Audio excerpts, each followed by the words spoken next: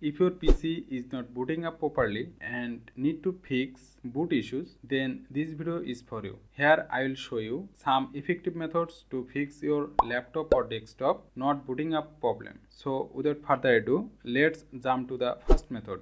Firstly, you can check your HDMI cables connection for desktop and make sure your power supply and other connected cables are in good condition. Now try to turn on your PC. In the second method, you can unplug all the external devices like hard disk, pen drive, USB cable, etc. And now you can try again to turn on your PC.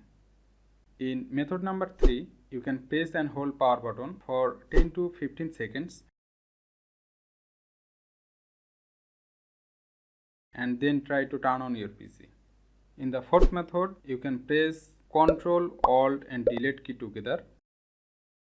Now press and hold the Shift key and click on Restart from here. Next, click on Troubleshoot and go to the Advanced options.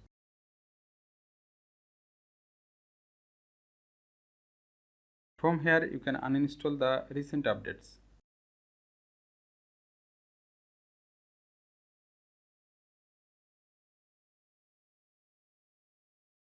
Also, go to the command prompt.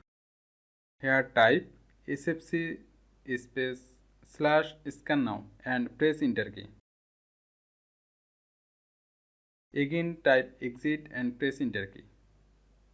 Now click on continue to Windows 11 or 10. In the fifth method, you can plug out the CMOS battery and the RAM. Also, you can clean their ports.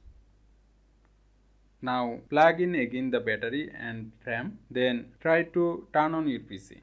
In the next method, if you want to fix all your Windows booting issues like black screen, blue screen, restarting screen, loading screen, boot screen, automatic repair, on, turn on, random reboot, welcome screen, etc., then you can try 4DDIG Windows Boot Genius tool. Just download and install this tool from here.